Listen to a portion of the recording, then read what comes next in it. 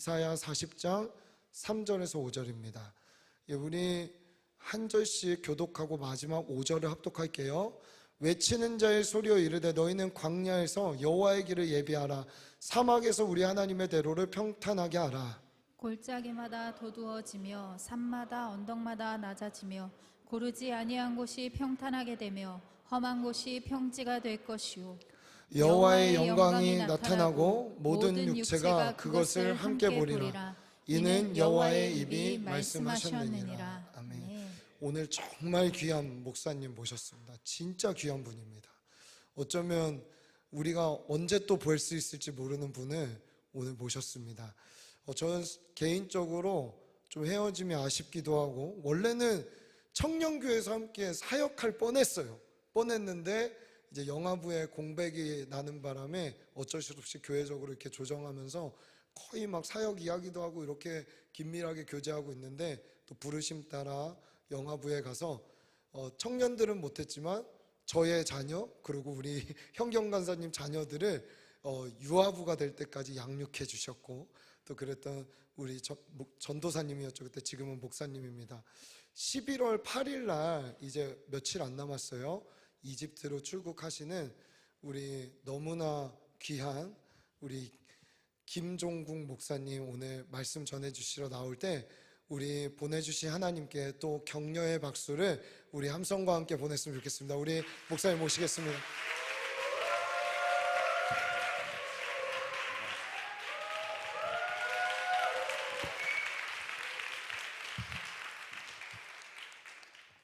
감사합니다.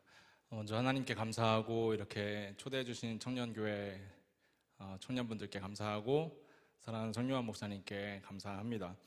먼저 제가 찬양하면서 말씀 한 구절이 떠올랐는데 그 말씀을 함께 읽고 잠깐 제가 기도하고 말씀 전하려고 합니다. 요한일서 2장 13절로 15절 말씀입니다. 13절로 14절까지만 제가 읽겠습니다.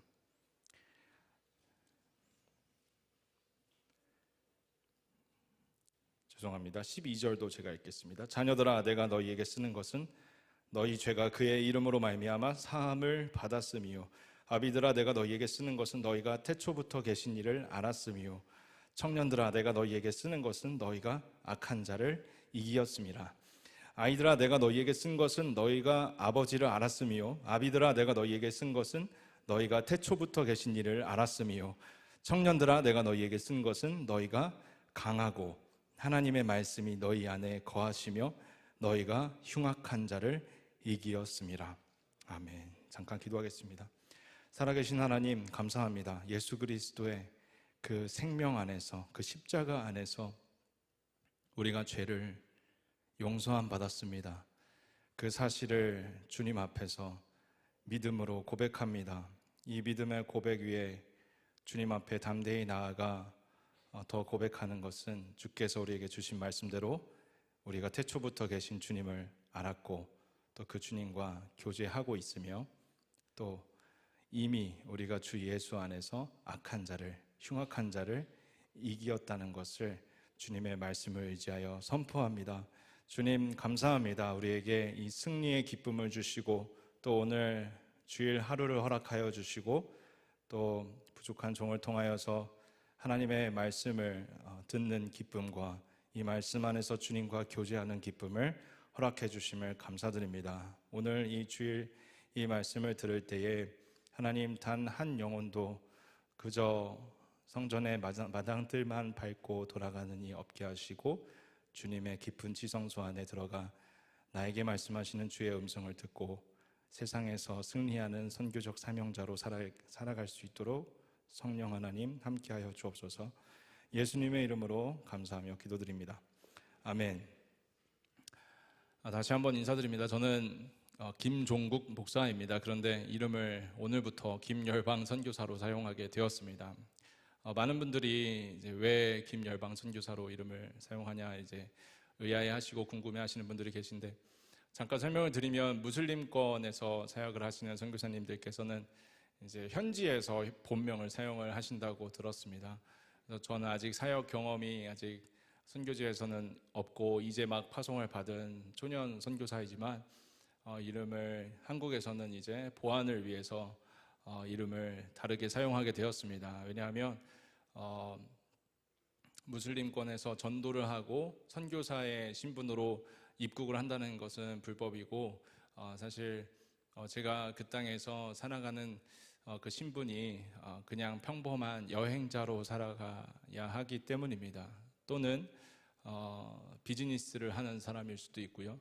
그냥 유학생일 수도 있습니다. 잘 모르겠습니다. 현지에서 신분을 속이면서까지 그 땅에서 어떤 선교사의 삶을 살아가야 하냐라는 질문을 할 수도 있겠습니다. 그런데 신분을 속인다기보다는 사실 정말로 여행자로 살아갈 거고요. 또 유학생으로도 살아가고요. 또 비즈니스를 하는 사람으로도 살아갈지도 모르겠습니다. 하지만 마음속으로는 한 영혼이라도 그 땅에서 주님께로 돌아오는 영혼이 있기를 바라는 마음으로 기도하고 예배하고 섬기는 선교사로서의 삶을 살고자 합니다. 그래서 먼저 말씀 서두에 여러분에게 부탁드리는 것은 제가 부족한데 아무 경험 없거든요. 사실 제가 3회 정도, 3번 정도 그 땅을 정탐 여행을 다녀왔을 뿐 제가 사실 어떤 선교사로서의 경험이나 어떤 사역적인 그런 경력들이 없습니다. 그래서 저도 참 두렵습니다. 얼마 전에 수요 예배 설교 때 강하고 담대하라라는 설교를 여호수아 1장 9절의 말씀을 의지하여 선포했지만 사실 그 말씀은 잘 아시겠지만 저에게 선포하는 말씀이었습니다. 그래서 여러분에게 이 자리를 빌어서 또 성유아 목사님께서 세워주시고 여러분께서 초대해 주신 이유는 다름 아니라 저에게 기도의 응원을 보태주시고 제가 그 땅으로 나아가는 데 있어서 좀 더 힘을 얻었으면 하는 그런 의미에서 이 자리에 서게 하신 줄로 믿습니다. 그래서 다시 한번 감사드립니다. 그리고 기도를 부탁드립니다. 그래도 오늘 이 자리에 섰으니 하나님의 말씀을 잠깐 전하고자 합니다. 이사야서 40장의 말씀으로 여러분과 함께 말씀의 은혜를 나누고자 하는데요.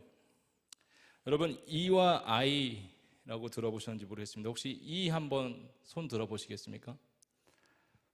잘 드시네요. 제가 나중에 말씀드리겠습니다. 네, 아이 한번 손 들어보시겠습니까? 네, 당당하시네요. 네, 저는 그 아이라서 손도 잘 못 듭니다. 근데 여러분 사실 이와 아이는 제가 그 MBTI를 여쭤본 게 아니라 이집트의 이와 이스라엘의 아이, 어쩌면 이란의 아이를 여쭤본 거기도 합니다. 혹시 이와 아이의 사이가 별로 좋지 않다는 걸 혹시 알고 계신가요?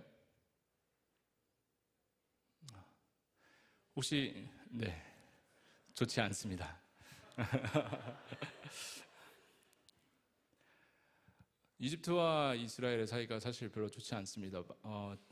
가장 최근에 있었던 중동 전쟁에서 이스라엘에게 가장 굴욕적인 패배를 당한 이집트는 그 고대 역사로부터의 아주 무고한 자랑스러워하는 아주 자부심으로 가득 찬 그 이집트의 역사에 대한 자부심, 자기 민족에 대한 그 자긍심, 그것이 처참하게 짓밟히는 것을 경험했는데요. 그것은 들어보지도 못한 어떤 작은 디아스포라 세계 열방에 흩어져 있는 한 조그마한 민족이 히틀러에게 고난을 당했었던 것은 기억하지만 갑자기 팔레스타인 땅에 들어와서 자신의 나라라는 어떤 나라의 그 자주권을 행사하는 것, 근데 그 나라에게 전쟁에서 패배했다라는 것은 이집트에게 있어서 가장 큰 치욕스러운 사건이었습니다. 그래서 이스라엘을 참 별로 좋아하지 않습니다.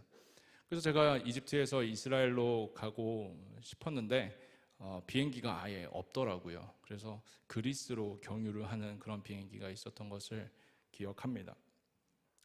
이제 다시 돌아가겠습니다. MBTI를 사실 여쭤보려고 했던 것입니다. E와 I가 있습니다. 외향성과 내향성이 있는데 제가 근래 들어서 SNS를 볼 때 이 MBTI가 다시 유행하는 것을 보게 됐습니다. 제가 유행을 잘 따라가고 있는지는 잘 모르겠지만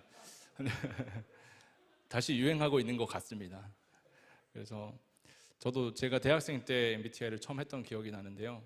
그때는 아이였습니다. 그런데 어떤 직업을 갖고 나면서 직장 사회생활 하다 보니까 제가 이 성향으로 살아가려고 노력하는 것을 MBTI를 또 다시 한번 검사함을 통해서 알게 되었습니다. 그런데 저는 제 깊은 내면 속에서 저에 대해서 고백하고 있었습니다. 난 아이야, 난 아이야. 하지만 사회생활을 하면서 난 E야, 아니 그것도 ENFP야 하면서 사회생활을 하고 있는 저의 모습을 또 보게 됩니다. 여러분, 오늘 말씀 제목이 사막에서 그리고 광야에서 그리고 사막에서라는 제목으로 여러분에게 말씀을 전하고 싶은데요. 사실 말씀을 준비하면서 이 세 절, 3, 4, 5절을 여러분에게 선교적인 관점에서 또 제가 해외 선교를 하려고 하는 사람이다 보니까 이 말씀을 해외 선교에 맞춰서 여러분에게 말씀을 선포하려고 준비를 했다가 오늘 예배를 드리면서 계속 준비를 하는데 기도하면서 다른 마음을 주셨습니다. 그 마음은 방금 말씀드린 이와 아이에 대한 생각이었습니다. 좀 생뚱맞을지 모르겠지만 광야에서 그리고 사막에서, 사실 이 성경은 어떤 단어, 어떤 표현을 할 때 참 이중적인 또는 삼중적인 그런 해석을 할 수 있도록 하나님이 열어두셨습니다. 그래서 사람이 사사롭게 이 말씀은 이렇게 해석할 수 있어, 이 해석만이 맞아라고 하게 되면 그것은 이단이 될 가능성이 크죠. 특히나 묵시록이라든지 이제 다니엘서나 계시록과 같은 그런 말씀들을 한 가지 해석 방법으로, 한 가지 신학자들이 주장하는 그 해석론으로 다가가게 되면 그것은 이단이 될 가능성이 큽니다. 그런데 오늘 말씀에서도 사막에서, 아니 광야에서 사막에서라는 이 말씀에서 이 광야와 사막은 무엇인가라는 그런 해석적인 접근을 했을 때 저는 물론 이집트를 이제 내일 모레 수요일 밤에 가야 되니까요. 광야와 사막은 이집트입니다 하면서 여러분, 저는 이곳에서 하나님의 길을 예비하겠습니다. 우리 하나님의 대로를 평탄하게 하겠습니다. 여러분 기도해 주십시오 라고 하면 저의 삶에 맞는 해석이 됩니다. 하지만 여러분의 삶에 있어서 사실 와닿을지 잘 모르겠더라고요. 이집트 한번 가보신 분 한번 손 한번 들어주시겠습니까? 네. 그래서 이 말씀을 준비한 게 잘한 것 같습니다. 네, 이집트에 대해서 제가 아무리 이집트의 인구와 종교 분포와 또 선교적인 그런 역사와 더불어서 여러분에게 많은 말씀을 드리고 짧은 시간 제가 기도를 부탁드린다고 해도 사실 공감하실지 잘 확신이 되지 않았습니다. 그래서 오늘 말씀 선포를 하면서 바라는 것은 여러분과 조금 거리가 조금 좁혀지면서 제가 잊혀지지 않는 사람이 되기를 바라는 것이 한 가지 목표입니다. 왜냐하면 그래야 저희 가정을 기억해 주시고 기도해 주실 것 같아서 그렇습니다. 그래서 다시 광야에서, 사막에서 이것을 어떻게 해석하고, 광야는 어딘데 사막은 어딘데 내가 거기서 하나님의 길을 예비하고 우리 하나님의 대로를 평탄하게 할까? 3절을 먼저 접근을 해보면, 여러분 광야, 사막 하시면 어떤 것이 생각나세요? 네, 아무것도 없는 거. 되게 건조하게 느껴지지 않습니까? 중동과 북아프리카를 혹시 가보신 분 계실지 모르겠습니다. 사막성 기후라고 하죠. 이 사막성 기후에서는 참 광야와 사막 생각했을 때 그 이미지가 그냥 카이로에 도착했을 때 그 비행기 위에서 내려다 보이는 그 전경은 그냥 흑색입니다. 그냥 모래색입니다. 모든 건물이 그냥 모래 색깔이에요. 그냥 광야구나, 사막이구나 싶습니다. 이스탄불에서 비행기를 타서 지중해를 건너올 땐 정말 아름답습니다. 터키 땅이 얼마나 아름다운지, 지중해는 또 얼마나 푸르고 아름다운지. 근데 1시간이 좀 지났을까요? 밑에 바닥 색깔이 갑자기 다 모래색으로 변하는 거예요. 그러면서 이제 카이로에 도착했습니다라는 그런 기장의 안내가 있을 때 밑을 내려다보면 사실 그래서 제 아내가 작년에 저랑 여름에 처음 이집트 답사를 갔을 때 그 광경을 굉장히 충격 아닌 충격을 받았죠. 모든 건물이 다 모래색이네 이렇게 말하는 거예요. 그래서 광야, 사막, 어쩌면 이 광야와 사막은 나의 삶에 있어서 이제 이곳이구나. 그래서 이곳에서 나는 하나님의 길을 예비하고 왕의 대로를 평탄하게 하는 그 삶을 살아내야겠구나라는 생각을 오늘 말씀을 통해서 계속 하게 됩니다. 하지만 여러분의 광야와 사막은 무엇입니까? 건조하고 척박하고 아무것도 없고 물도 없고 내가 당장 이곳에서 얼마나 생존할 수 있을까라고 고민하게 되는 숨막히는 뜨거운, 하지만 아시는지 모르겠지만 새벽과 밤은 극도의 추위가 밀려오는 고독함, 외로움. 이제 조금 제가 여러분에게 드리고 싶은 말씀에 가까워지고 있는 것 같습니다. 저는 I 성향이라고 했습니다. 그리고 광야와 사막을 묵상하면서 물론 제가 가야 할 이집트 땅과 중동 북아프리카를 품게 되지만 여러분의 삶에 있어서 광야와 사막은 무엇일까? 거기는 어디이길래 내가 거기서 하나님의 길을 예비해야 하고 왕의 대로를, 하나님의 대로를 평탄하게 해야 할까? 여러분, 여러분의 광야와 사막은 무엇입니까? 여러분의 광야와 사막은 언제입니까? 여러분의 광야와 여러분의 사막은 언제가 그렇게 됩니까? 저는 청년 생활을 7년 정도 한 것 같습니다. 28에 일찍 결혼을 했지만 7년 동안 제가 경험한 것은 광야와 사막이었던 것 같습니다. 진로에 있어서, 그리고 나의 비전에 있어서, 또 내가 그러한 것들을 헤쳐나갈 능력이 있을까라는 생각을 했을 때 나의 능력치는 광야에 가깝지 않나. 어쩌면 나의 출신, 나의 학교, 나의 스펙, 죄송하지만 나의 외모라든지 어떤 외향적인 것일 수도 있겠죠. 모든 환경, 나의 가정, 나의 배경, 나의 부모, 나의 형제, 모든 것을 생각했을 때 혹시 여러분 내 인생 참 광야 같다, 내 인생 참 사막 같다라는 생각 혹시 하신 적 있으신지 모르겠습니다. 결코 쉽지 않은 환경,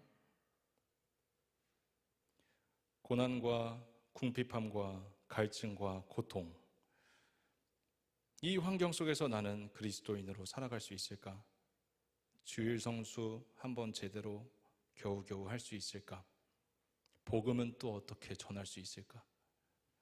내 믿음 하나 지키기 급급한데 내 마음은 이처럼 척박하고 사막 같은데 나도 나를 돌보지 못하는데 내가 누구를 섬기고 누구를 돌볼 수 있을까? 저는 참 이런 생각 많이 했던 것 같습니다. 너무 우울한가요? 너무 암울한가요? 너무 고독하고 외로운가요? 너무 무거운지 모르겠습니다. 하지만 여러분, 이 성향은 잘 이해하지 못할지 모르겠지만 I 성향들은 속으로 끄떡끄떡하고 계신 걸로 알고 있습니다. 고독합니다. 외롭습니다. 특히 그리스도인은요. I 성향이라서 그런 게 아니라요. 이 시대를 살아가는 우리 그리스도인은 참 고독하고 외롭습니다. 사실 우리 교회는, 우리 사랑하는 시냇가 푸른 청년교회는 이 안에서는 그렇지 않아 보입니다. 그저께 금요일 밤은 더더욱 그렇지 않았습니다. 전혀 외롭거나 고독해 보이지 않았습니다. 근데 세상에서는 어떠신가요? 클럽에서도 지난 금요 예배처럼 그렇게 혹시 하고 계시진 않으신가요? 죄송하지만 전 클럽을 한 번도 못 가봤습니다. 여러분의 세상 주일 이후에 월화수목금토는 어떠신가요? 광야입니까? 사막입니까? 아니면 오아시스와 같습니까? 아니면 아주 비옥한 나일강 삼각지대와 같은 그런 아주 풍요로운 삶을 살고 계신지요? 저의 삶은 좀 그와 달랐던 것 같습니다. 그래서 여러분에게 이런 어떤 무겁거나 우울한 주제를 말씀드리는 것이 아닙니다. 실제로 다시 말씀드리지만 이 시대, 이 세상을 살아가는, 특히나 말씀대로 마지막 때를 살아가는 그리스도인의 삶은 광야와 사막입니다. 제 생각이 아닙니다. 말씀이 그렇게 말하고 있습니다. 서두에 말씀드린 요한일서 2장의 말씀에서도 마지막 때를 살아가는 그리스도인에게 하는 말입니다. 하지만 이미 너희가 이기었느니라 라고 소망의 메시지를 주고 있죠. 하지만 여러분 그 뒷절을 계속 한번 보십시오. 세상을 사랑하지 마라. 세상을 사랑하지 말라고 다시 권면하기 시작합니다. 이미 승리했지만 그 승리에 도취해서 그냥 자아도취적인 삶을 사는 것이 아니라, 그냥 우리 교회 울타리 안에서 뛰어놀고 즐기는 것이 아니라 세상에서 살아갈 때 우리가 세상을 사랑하지 않아야 한다는 것, 그 죄의 유혹을 이기면서 살아가야 할 그 과제들이 내일부터 다시 시작된다는 것이 요한일서의 말씀입니다. 오늘 이사야 40장의 말씀에서도 이 광야와 사막에서 여호와의 길을 예비하고 우리 하나님의 대로를 평탄하게 하라라고 우리에게 말씀을 주고 계십니다. 여호와의 길을 예비하는 것, 그것은 복음 전파와 제자 양육, 교회 개척 사역입니다. 문화 명령에 순종해서 우리가 각자의 삶의 영역, 학교 또 직장에서 그리스도인으로 살아가는 그 선한 삶의 영향력을 드러내는 것 또한 이 여호와의 길을 예비하는 우리의 행동입니다. 또 우리 하나님의 대로를 평탄하게 하라는 이 말씀도 마찬가지입니다. 하나님의 다시 오실 그 길을, 왕을 맞이할 준비를 하는 것이죠. 이 말씀은 여러분 잘 아시는 것처럼 마태복음의 세례 요한에게 처음 주신 말씀이고, 세례 요한이 자기를 일컬어서 나는 광야에 외치는 자의 소리다라고 고백하고 있습니다. 세례 요한은 주님의 초림을 준비한 사람이었다면 이사야 40장 3절에서 5절 말씀을 이 시간 우리에게 하나님의 음성으로 주시는 이유는 교회에 주시는 말씀으로서 예수님의 재림을 준비하라는 말씀이기 때문에 오늘 주님께서 저와 여러분에게 이 말씀을 주고 계시다고 믿고 있습니다. 그런데 한 가지 주목해 볼 것은 사막에서 우리 하나님의 대로라고 말하는데, 우리 하나님이 한번 주목해 보시길 바랍니다. 40장 3절을 한번 함께 다시 한번 읽어볼까요? 시작.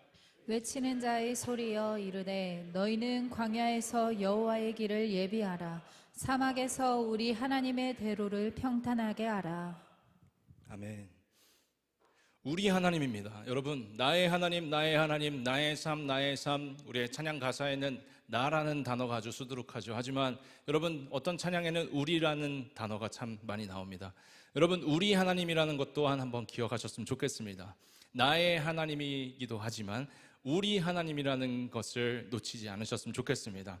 나의 하나님을 묵상하고 나의 삶을 말씀에 비춰서 오는 그 은혜도 참 귀하고 좋죠. 하지만 여러분, 나의 하나님과 나의 삶에 너무나 주목하다 보면, 특히 아이 성향인 여러분들 주목하여 들어보십시오.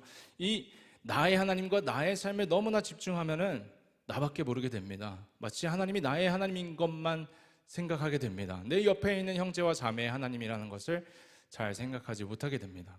우리 하나님이라고 말씀하시는 하나님의 말씀에 집중해 보시길 바랍니다. 우리 하나님입니다. 우리 하나님입니다. 그리고 나의 교회 맞습니다. 하지만 우리 교회입니다. 공동체성, 우리가 공동체라는 단어를 사용할 때 오늘 이 말씀처럼 여러분 우리 하나님에 집중하시고 또 우리의 삶을 돌아보시면서 때로는 나와 나의 하나님에 대해서 잠시 내려놓을 때도 필요한 것 같습니다. 그때 우리가 우리를 통해서 말씀하시고 역사하시는 그 하나님의 그 능력을 또 우리가 함께 공동체 안에서 받을 때 나 혼자서는 돌파하지 못하던 그런 산들이 우리 하나님을 고백하고 우리의 삶을 말씀에 비추며 공동체 안에 더 깊이 들어올 때 여러분의 삶의 모든 문제들과 나의 삶에서 해결되지 않는, 나의 하나님의 관점에서 해결되지 않았던 모든 문제들이 해결될 줄 믿습니다. 아멘. 4절로 넘어가 볼까요? 골짜기마다 도두어지며 함께 읽겠습니다. 시작. 골짜기마다 도두어지며 산마다 언덕마다 낮아지며 고르지 아니한 곳이 평탄하게 되며 험한 곳이 평지가 될 것이요. 사랑하는 여러분, 골짜기마다 도두어진다, 영어로 be raised라고 해서요, 그냥 골짜기들이 푹 파여 있던 것이 솟아나서 한마디로 다시 평지가 된다는 뜻입니다. 산마다 언덕마다 이제 솟아나 있던 것은 또 낮아져서 마찬가지로 평지가 된다고 말씀하십니다. 고르지 아니한 곳이 평탄하게 되며 험한 곳이 평지가 될 것이요, 이렇게 말씀하십니다. 여러분, 우리가 기도로서 우리의 앞에 놓여 있는 산이 낮아지고 또 옮겨지기를 우리가 3주 동안 구하지 않았습니까? 하지만 이것은 우리가 기도하기 전에 하나님께서 이미 약속하시고 하나님께서 이미 원하신다라는 것을 오늘 4절을 통해서 아셨으면 좋겠습니다. 하나님께서는 여러분의 문제를 여러분보다 해결해 주고 싶어 하십니다.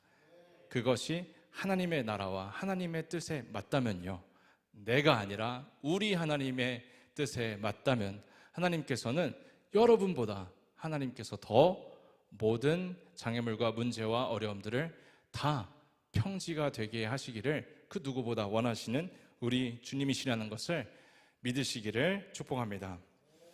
여러분, 모든 문제는 주님께서 해결하십니다. 모든 어려움과 장애물은 사라질 것입니다.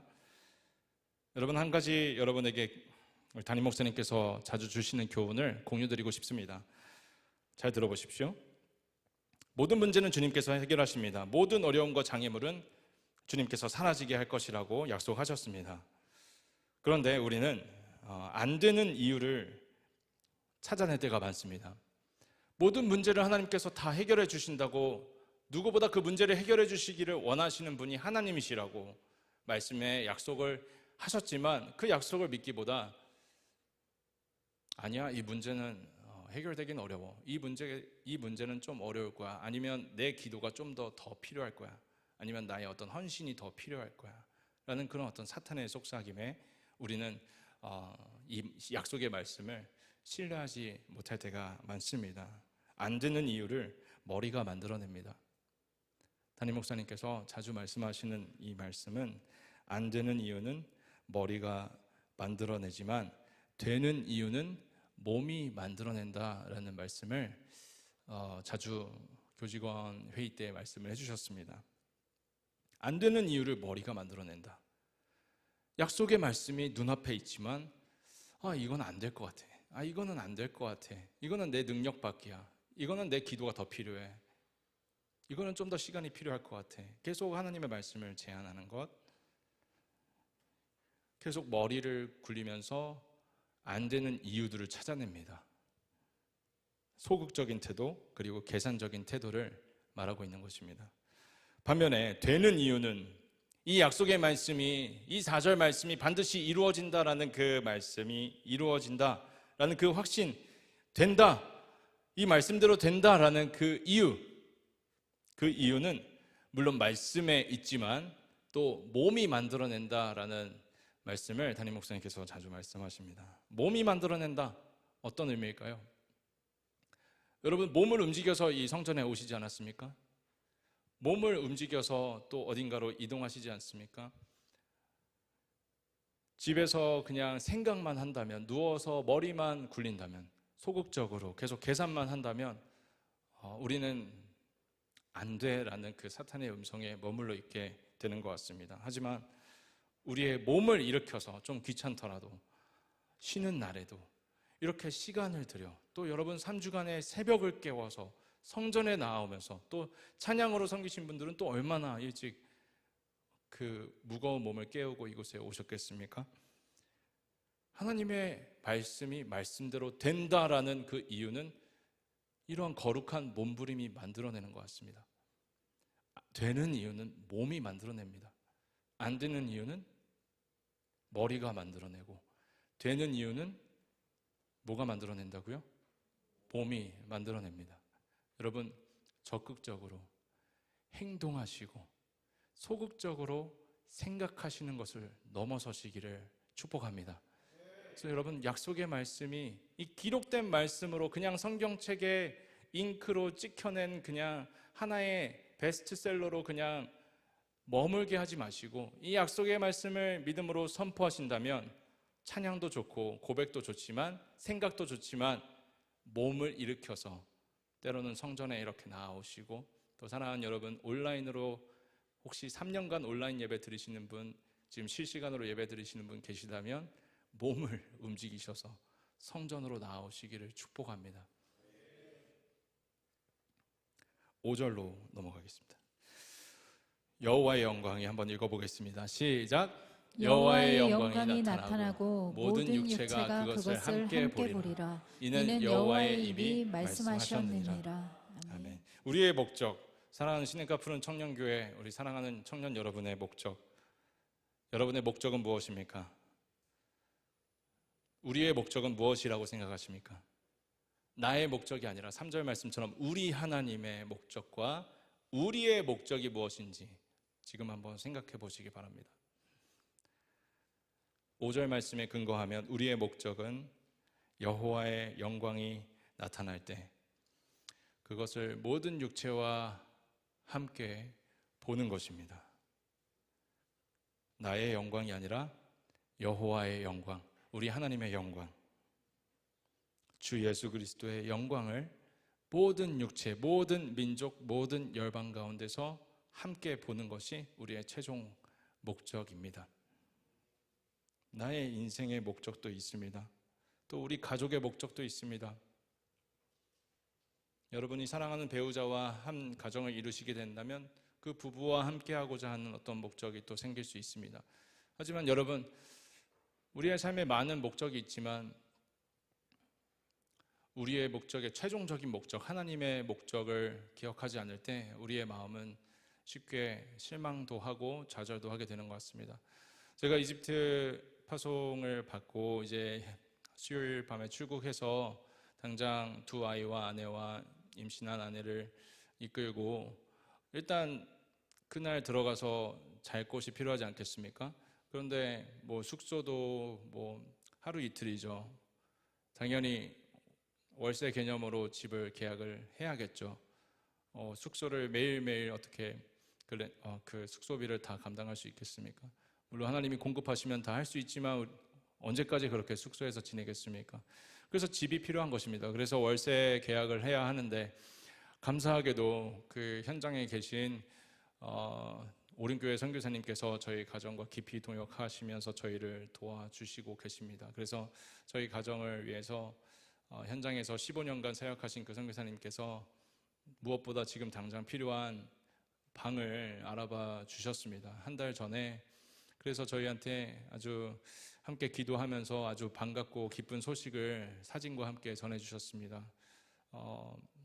처음에 보여주셨던 사진은 너무 집이 너무 넓고 너무 비싸고 너무 과분했습니다. 그래서 그 집은 하지 않았고, 두 번째 집은 방금 어떤 모래 폭풍이 휩쓸고 지나간 것 같이 다 이렇게 사막화되어 있는 집의 사진을 보게 되었습니다. 그래서 아무리 제가 뭐 믿음으로 산다고 해도 모래 폭풍이 지나간 집에서 제가 어떻게 살겠습니까? 그래서 창문은 있는 것인지 여쭤보고 싶었지만 이제 그냥 조용히 있었고 지나가게 됐습니다. 그렇게 며칠이 지나면서 기도할 때 하나님께서 은혜를 주셔서 우리 선교사님을 통해 아주 딱 적합한, 그냥 아주 딱 합리적인 그런 집을 소개를 받았습니다. 그래서 감사하게도 계약을 했습니다. 그래서 제일 큰 어떤 한 짐이 이렇게 덜어지는 것을 느꼈는데요. 여러분, 제가 3일 전에 선교사님께 새벽 예배 전에 연락을 받았습니다. 카톡을 받았는데 그 집 주인이 일방적으로 너무 월세가 낮은 것 같다라며 파기를 했다는 것입니다. 그래서 당장 이제 출국인데 그러면 이 숙소에 살아야겠구나. 어디로 숙소를 들어가서 언제 또 집을 다 알아보고 언제 또 계약을 하지? 또 마침 월세 그 비용이 많이 오르고 있는 추세라고 했습니다. 그래서 참 마음에 어떤 낙담과 어떤 실망감이 이렇게 몰려오려고 하던 차에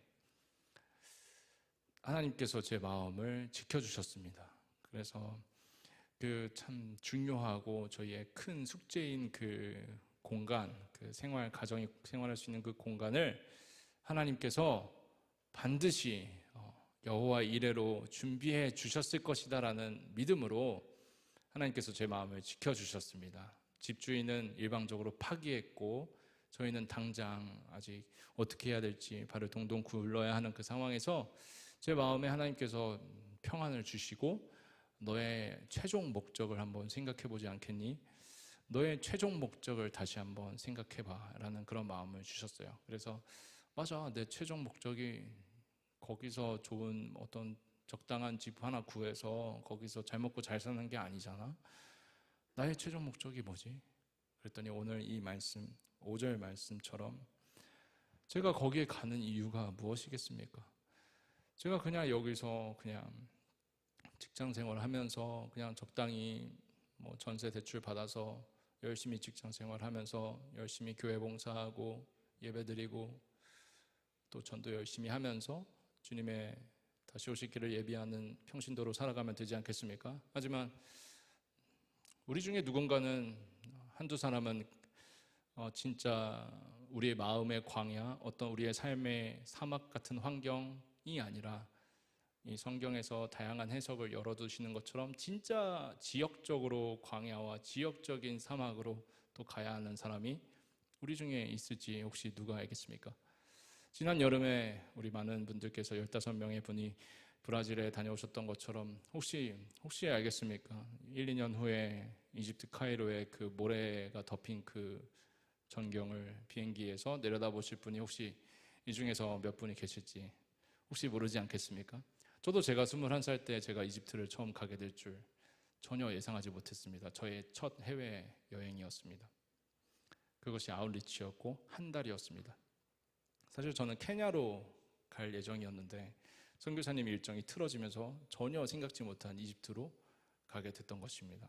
그래서 아내는 그때 21살의 저를 만난 아내는 선교학을 공부하면서 아프리카, 탄자니아, 케냐, 마다가스카르 같은 곳을 아웃리치를 다니면서 중남부 아프리카를 품고 있었던 자매였는데 저도 동일한 아프리카 대륙을 향한 마음을 주셨기 때문에 그 땅을 함께 품고 우리 그럼 결혼해서 아프리카 가자라고 합의를 할 수 있었죠. 근데 제가 그 해에 예수전도단 DTS 아웃리치를 이집트로 가는 바람에 하나님께서 아프리카 중에서 북아프리카, 특히 이집트를 보여주시면서 아프리카 중남부 기독교 복음화가 이미 된 국가들 말고 너는 좀 선교사가 없는, 잘 가지 않으려고 하는 북아프리카, 이집트 그 무슬림권을 한번 보면 어떻겠니? 라면서 이제 한 달 동안 그 땅을 보게 하셨죠. 그래서 그 이후에 이제 아내에게 이집트를 소개하면서 아프리카도 좋은데 이집트도 아프리카다. 내가 그곳에서 선교사님이 참 많이 부족하고 사역이 많이 척박한 그런 것을 보았다. 우리가 조금이라도 젊을 때 가서 좀 힘이 되어드리면 어떨까? 라면서 7년간의 어떤 설득과 기도가 시작됐습니다. 그렇게 14년이 흘렀습니다. 그렇게 14년이 흘러서 작년에 아내가 두 아이를 처가에 맡겨두고 저와 함께 이집트를 가게 되었고요. 그때 아내가 그 땅을 품게 됐습니다. 그래서 참 감사합니다. 제가 이 이집트를 이 땅을 갈 수 있다라는 것이 얼마나 큰 영광인지 모릅니다. 왜냐하면 모든 그리스도인 저희 지금 이 공간에 있는 저희들 중에서 모든 사람이 갈 수는 없지만 한두 사람이라도 가야 한다면 하나님 저를 보내주십시오. 그 고백을 했었고 하나님 또 그렇게 불러주셨고 정말 말씀대로 서원한 대로 하나님께서 비록 더딜지라도 14년 만에 이루어주셨다는 것이 얼마나 감사한지 모르겠습니다. 이 목적은 저의 결정도 아니었고요. 하나님이 저를 먼저 아프리카로 부르셨고요. 하나님이 먼저 이집트를 보여주셨습니다. 그래서 저의 의지가 아닙니다. 서원을 한 것도 사실 저의 의지로 서원한 것이 아니라요. 하나님의 영광을 봤을 때 서원하지 않으면 죽을 것 같아서 서원을 해서라도 순종하지 않으면 죽을 것 같더라고요. 너무 거룩하고 너무 아름다워서 좀 부정적인 죽음을 말하는 것이 아닙니다. 너무 순종하고 싶은 마음 혹시 느껴보신 적 있으세요? 순종하지 않으면 죽을 것 같다는, 아니 죽음이, 순종하지 않는 것이 곧 죽음인 것 같은 느낌? 두려움이지만 그게 공포가 아니라 경외심이 마음속에 충만해지는 그 느낌? 혹시 그것을 예배 가운데 어떤 땅을 밟았을 때, 어떤 기도 중에, 말씀을 보시는 중에 혹시 경험해 보셨을지 모르겠습니다. 혹시 아직 그런 경험이 없으시다면 앞으로 그런 경험이 있으시기를 주의 이름으로 축복합니다. 마지막으로 말씀 한 구절 나누고 기도하려고 합니다. 이사야 60장 7절 말씀인데요. 왜 무슬림인가? 왜 북아프리카지? 왜 중동이지? 왜 하필 그 땅이지? 지금 내 옆에 내 가족 중에도 믿지 않는 사람이 있고, 우리 가까이 북한도 있고 중국도 있고 인접 국가들이 많은데 왜 무슬림이고 왜 북아프리카까지 가야 하는가? 이사야 60장 7절 말씀 함께 읽어보겠습니다. 시작. 게달의 양무리는 다 내게로 모일 것이요 느바요스의 순양은 내게 공급되고 내 제단에 올라 기꺼이 받음이 되리니 내가 내 영광의 집을 영화롭게 하리라. 아멘. 게달, 느바요스는 이스마엘의 후손입니다.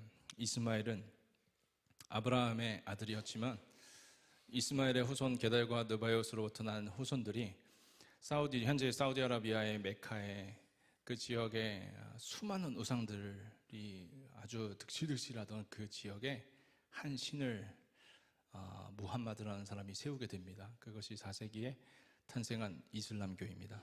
이 이슬람교를 믿는 사람들이 바로 무슬림입니다. 무슬림의 뜻은 복종하는 자들, 순종하는 자들이란 뜻입니다. 이들 또한 아브라함의 후손이라고 자기 스스로 믿고 있습니다. 하지만 이들의 뿌리는 이스마엘입니다.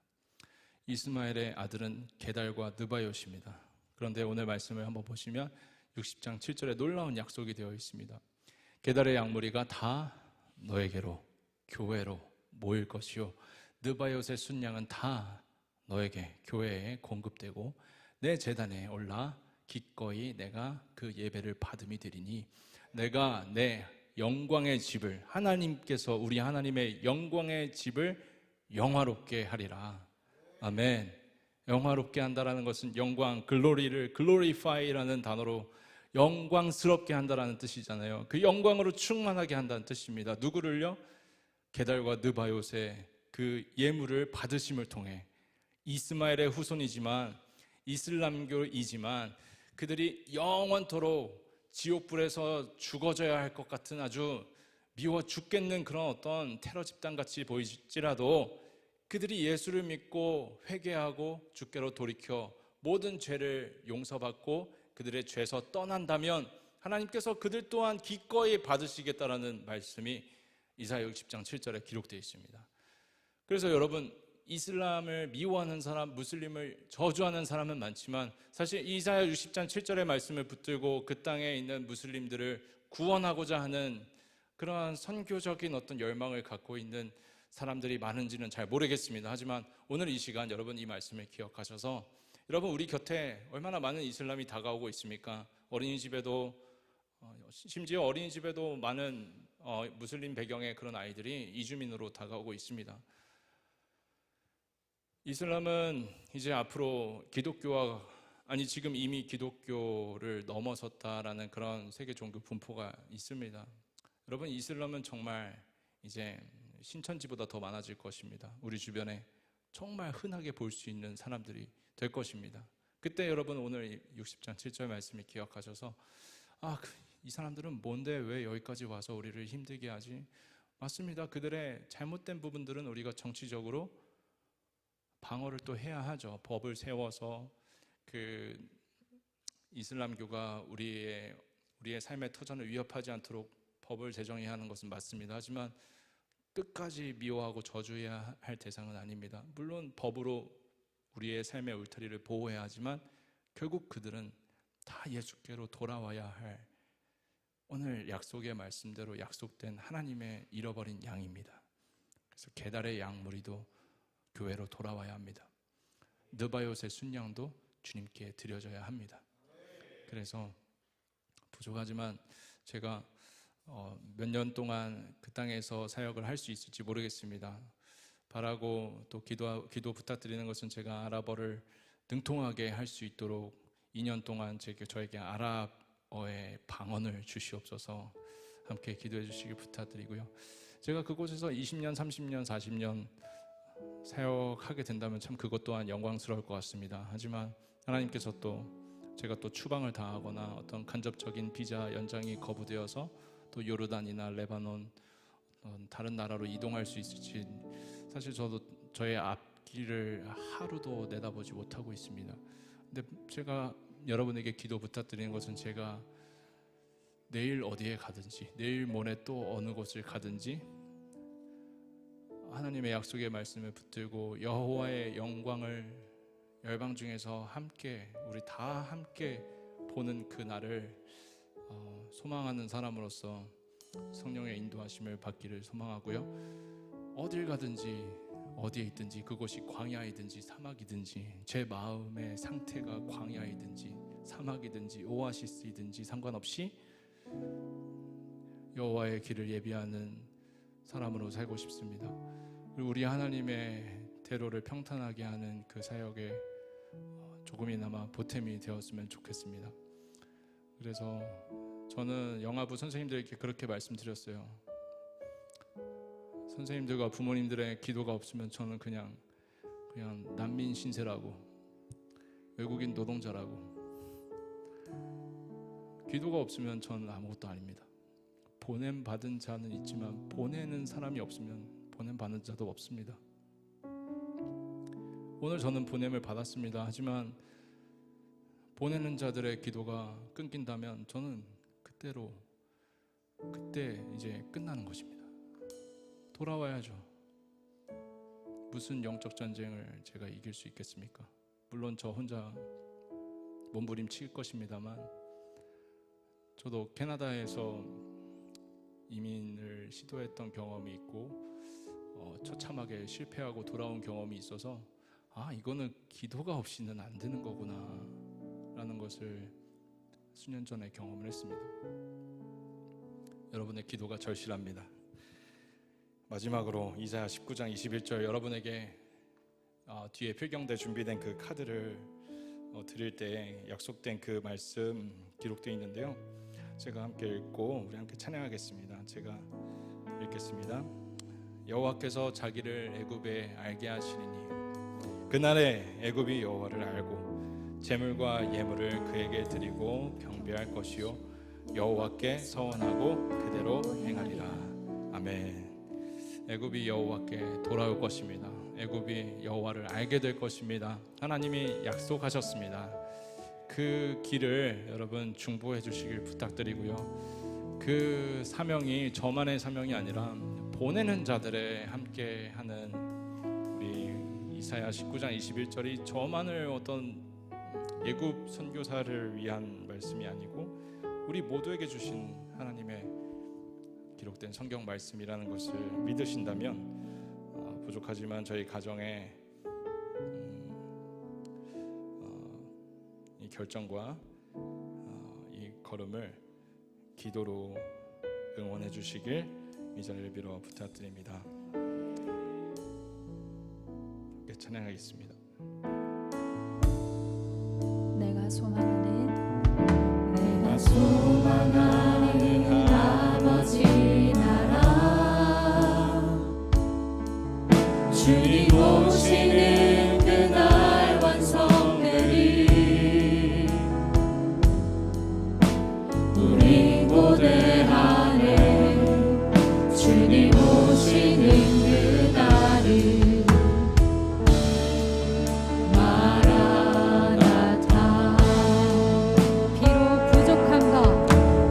부족함과 슬픔 많아도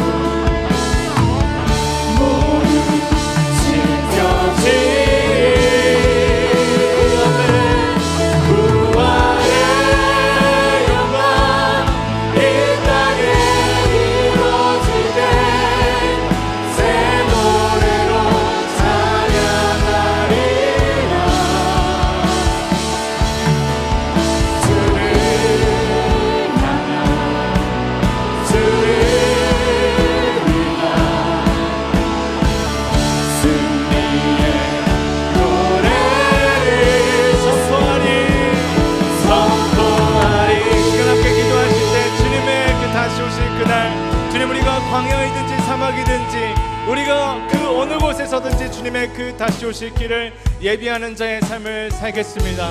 주님, 우리에게 성령을 부어 주시옵소서. 주님, 우리가 더 공동체 깊숙이 들어가 나의 하나님에서 넘어서 이제 우리 하나님의 영광을 바라게 하여 주옵소서. 그때 우리에게 부어주시는 주님의 성령을 주님 우리가 간절히 사모합니다. 주님, 이 시간 주님의 성령을 부어주시옵소서라고 함께 주님의 이름 크게 한번 부르시고 합심하여 기도합니다. 주여!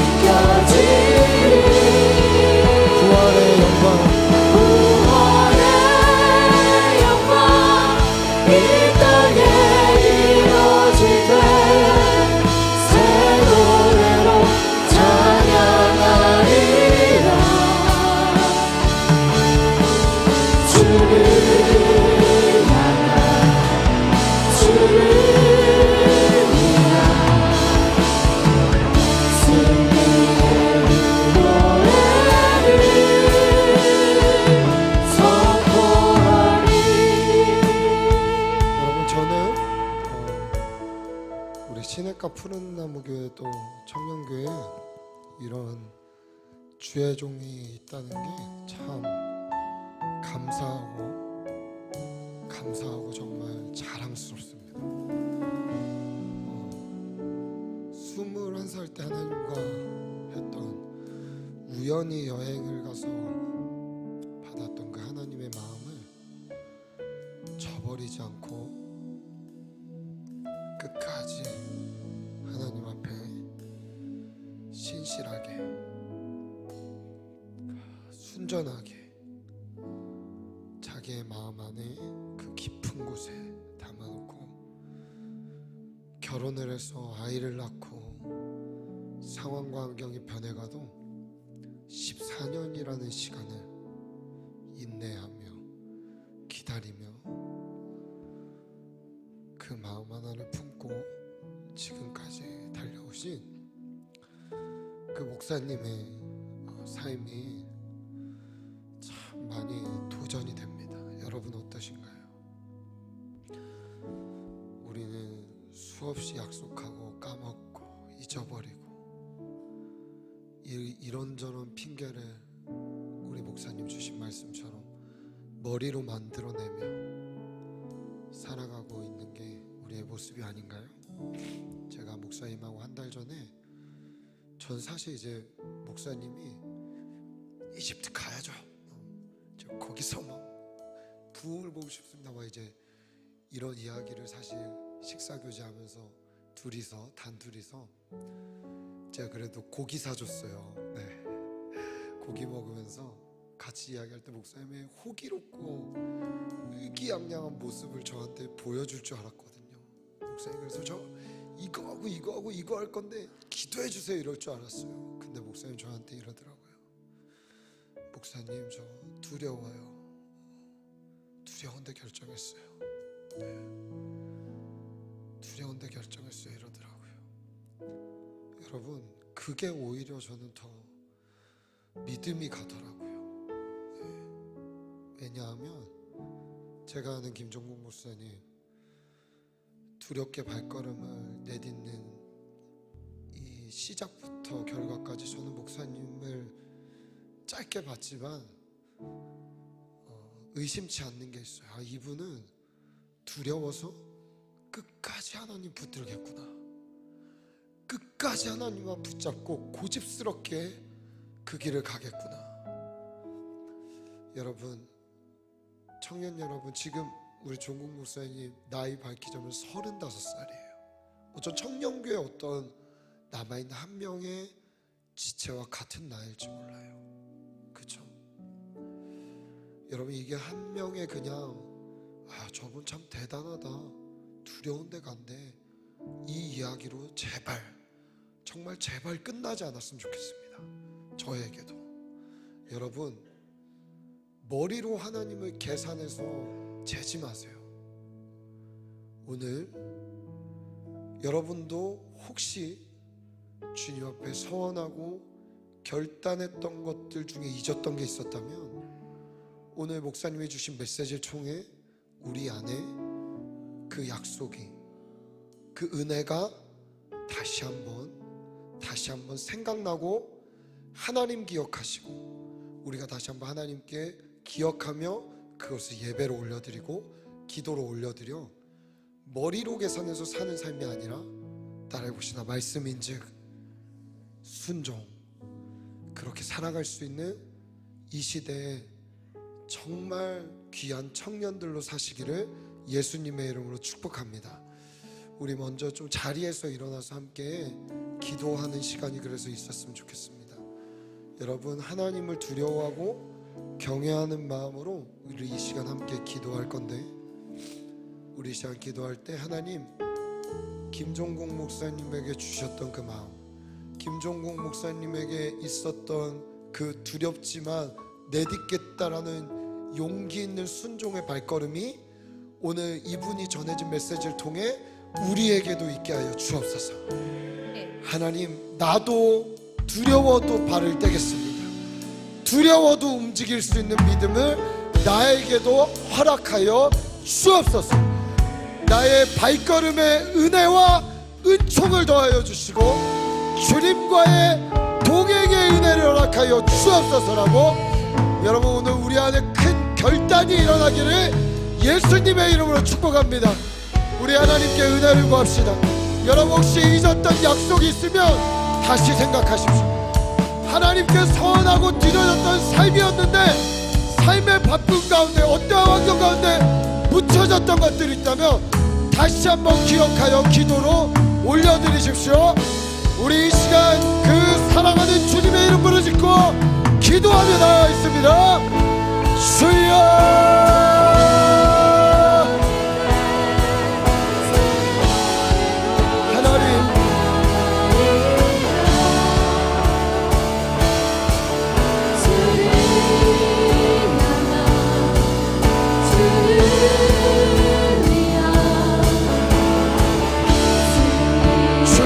기억하고 계십니다. 주님은 보고 계셨습니다. 주님은 다 듣고 알고 계셨습니다. 오늘 주님, 우리가 주님께 받았던 은혜로 했던 약속들, 주님, 내가 이렇게 살겠습니다. 주님, 내가 이곳에 가겠습니다. 주님, 내가 이러한 결단을 하며 살아가겠습니다. 하나님이 주셨던 감동들, 하나님이 주셨던 은혜들 중에 혹시 잊은 것이 있다면 오늘 이 자리에 주님 다시 기억나게 하여 주시고 다시 생각나게 하여 주시고 이제는 두려워도 발을 떼어 그곳으로 갈 수 있도록, 그곳이 광야이든 그곳이 사막이든 그것이 푸른 초장이고 머리로 나의 환경을 최고 만들어내는 것입니다. 주님의 이끄심 따라 주님이 부르신 곳으로 갈 수 있는 믿음의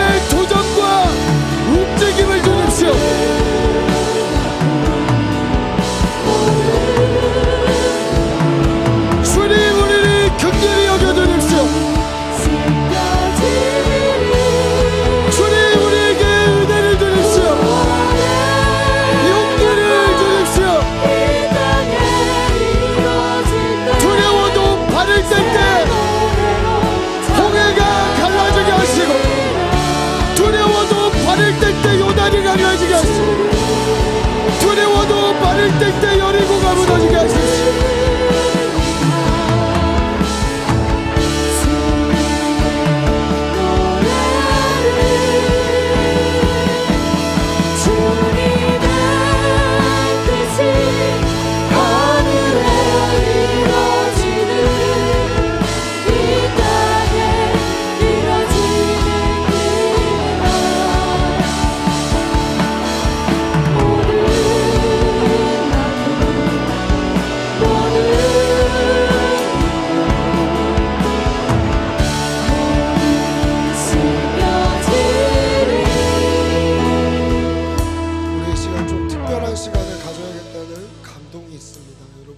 종국 목사님 괜찮으시면 중간으로 좀 나오시겠어요? 예, 여기 나무단 앞에 우리 찬양팀 가운데 서주세요. 여러분, 제가 처음에는 우리가 이걸 지금 계획할 때 전체 우리 청년들이 와서 이렇게 둘러싸는 걸 생각했었는데 그렇게 하지 않겠습니다. 이렇게 하겠습니다. 우리 종국 목사님 얘기했다시피 여러분 진짜 하나님 앞에 우리 공동체 앞에 실현하면 안 됩니다. 하나님, 오늘 이후로 내가 정말 진심으로 매일 하루에 한 번이라도 이 가정과 아이들의 이름을 부르며 중보자로 기도하겠습니다라는 감동과 결단이 있으신 분들은 앞으로 초청하겠습니다. 여러분, 실현하시면 안 됩니다. 정말 기도하셔야 됩니다. 예, 그런 분들은 앞으로 나오세요. 그리고 우리 종국 목사님 주위에 둘러서 주세요. 그리고 가까이 있는 분부터 손을 얹어주시고 그 뒤에 계신 분들은 해주시고, 우리 중3층에 계신 분들, 내려오기 힘드신 분들, 그런 분들 있다면 이 앞자리까지 나오세요. 중3층에 계신 분들도 나 정말 기도하는 중보자로 오늘부터 우리 이 기도카드 받아가서, 오늘 기도카드도 여러분 아무나 뭐 물론 다 받아가도 좋지만 정말 기도할 분들이 받아갔으면 좋겠습니다. 그런 분들이 있다면 우리 앞쪽으로 나와서 손을 뻗어 주십시오. 여러분, 진짜 하나님 앞에 약속해야 되는 겁니다. 하나님 앞에 약속해야 되는 거예요. 나 정말 매일 이분들 가정, 그리고 태 속에 있는 아이, 그리고 이분들의 자녀들, 우리 사모님 위해서 정말로 내가 기도의 단을 쌓겠습니다. 기도하겠습니다. 내가 이분들이 가는 이 두려움의 발걸음에 동참하겠습니다 하신 분들 앞으로 나와 주십시오. 네, 억지로 하지 않아도 됩니다. 우리 이제 손을 얹은 그 자리에 여러분들, 오늘은 여러분들이 여기 계시니까 함께 손을 뻗어서, 매일은 하지 않더라도 그 손을 뻗어서 기도해 주시고, 여기 나오신 분들은 정말 매일 기도해 주셔야 됩니다. 이름을 불러가며 우리 이 시간은 김종국 목사님과 선교사님과 또 이 가정과 아까 기도도 들으셨죠? 갑자기 막 이렇게 또 취소되고, 그러나 저는 믿습니다. 주의 나라와 의를 구하는 자는 하나님이 부족함 없이 모든 것을 더하실 것입니다.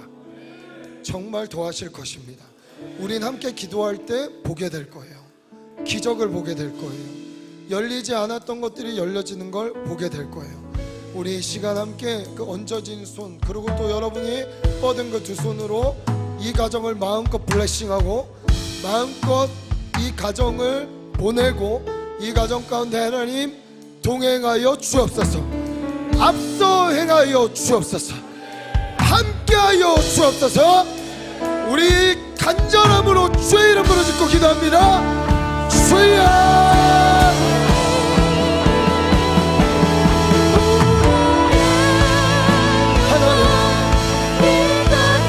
하나님 종의 가정을 주님 책임져 주십시오. 하나님 순종함으로 나아가는 이 가정 가운데 목사님과 사모님과 은찬이와 소원이와 은준이와 하나님과 그 출산함에 낳는 모든 가정, 하나님 장만철에 얻는 모든 과정들, 모든 것 가운데 주님 개입하여 주십시오. 책임져 주십시오. 주님 동행하시고 함께하여 주십시오. 주님 특별히 언어에 능통해질 수 있는 지혜를 주시고, 복음을 전함에 막힘이 없게 하여 주시오.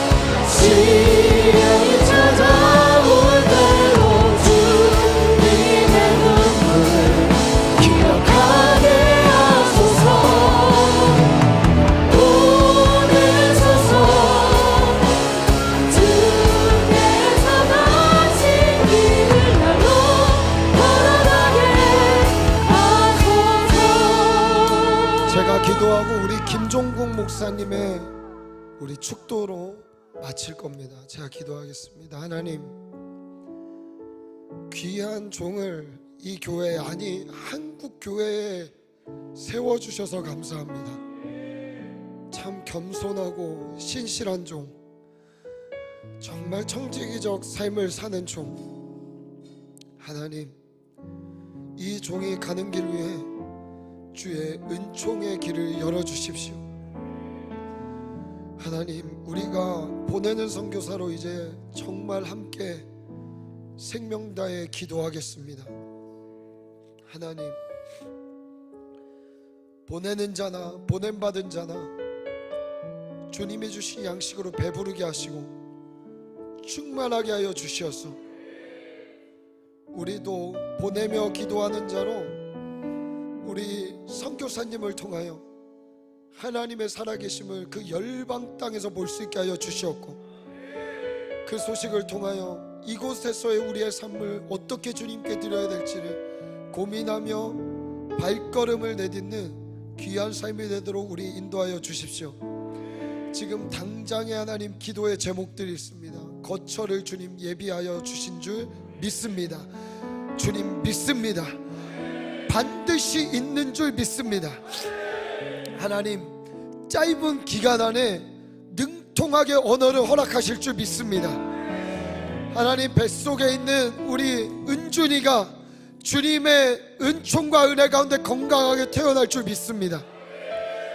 하나님 아버지, 그 땅에서 하나님 이 기도의 제목의 응답을 통하여 우리로 하나님을 간증하게 하여 주십시오.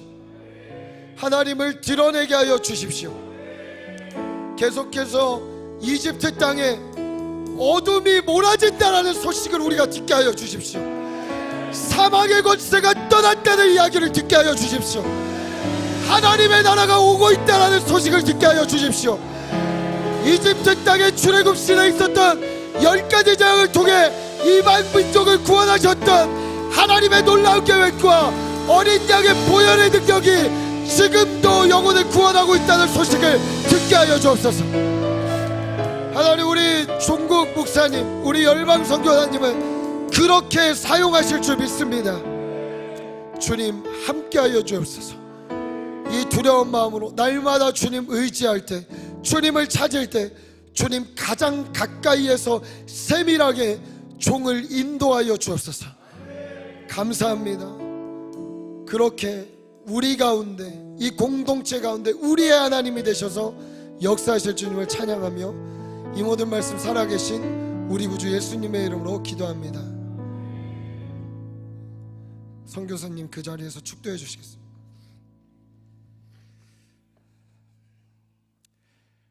지금은 우리를 사랑하셔서 십자가에서 죽으신 예수 그리스도의 은혜와 우리를 무한히 사랑하시는 하나님 아버지의 그 크신 사랑과 우리를 늘 인도하시는 성령 하나님의 내주 교통 감화 역사하시는 그 충만하심이 부족한 종을 위해 기도해주고 보내주는 사랑하는 시내가 푸른 청년교회 모든 청년들 머리머리 위에 그들의 삶의 모든 영역 가운데 이제로부터 영원토록 함께 하시기를 축원드립니다. 아멘.